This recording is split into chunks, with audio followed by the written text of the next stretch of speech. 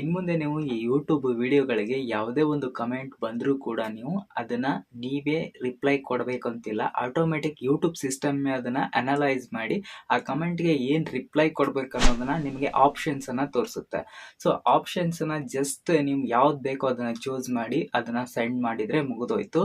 So ಈ ಒಂದು option ಇವಾಗ ನನಗೂ ಕೂಡ ಈ ಒಂದು ಆಪ್ಷನ್ ಸಿಕ್ಕಿದೆ.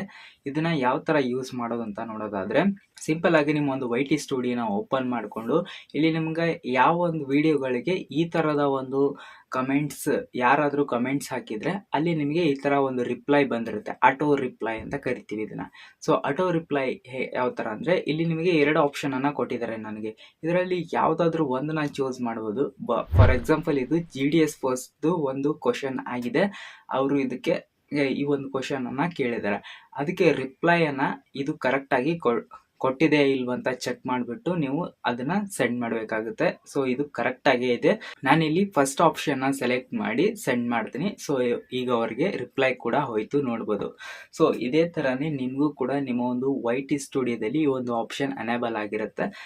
ಇದರಿಂದ ನಿಮಗೆ ನಿಮ್ಮ ವಿಡಿಯೋಗಳಿಗೆ ಬಂದಿರೋಂಥ ಎಲ್ಲ ಕಮೆಂಟ್ಸ್ಗಳಿಗೂ ಕೂಡ ನೀವು ರಿಪ್ಲೈ ಕೊಡೋದಕ್ಕೆ ಆಗುತ್ತೆ. ಆ್ಯಂಡ್ ದೊಡ್ಡ ದೊಡ್ಡ ಬಿಗ್ ಯೂಟ್ಯೂಬರ್ಸ್ಗಾಗಿರ್ಬೋದು ಅಥವಾ ಎಲ್ಲ ಸಣ್ಣ ಕ್ರಿಯೇಟರ್ಸ್ಗೂ ಕೂಡ ಇದು ಸಿಗುತ್ತೆ. ಸೊ ಇದರಲ್ಲಿ ದೊಡ್ಡವರು ಚಿಕ್ಕವರು ಅಂತ ಏನೂ ಇಲ್ಲ.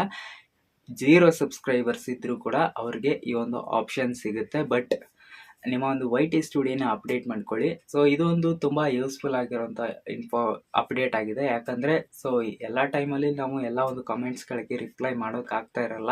ಯಾಕಂದರೆ ಬೇರೆ ಒಂದು ವೀಡಿಯೋಸ್ಗಳನ್ನ ಮಾಡ್ತಿರ್ತೀವಿ, ಬಿಜಿ ಶೆಡ್ಯೂಲಲ್ಲಿ ಇರ್ತೀರ. ಅದಕ್ಕೋಸ್ಕರ ಈ ಒಂದು ಅಪ್ಡೇಟನ್ನು ತೊಗೊಂಬಂದಿದ್ದಾರೆ.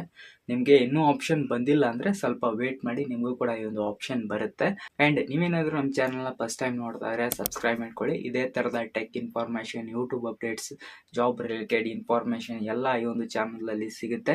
ಸಿಗೋಣ ನೆಕ್ಸ್ಟ್ ವಿಡಿಯೋದಲ್ಲಿ.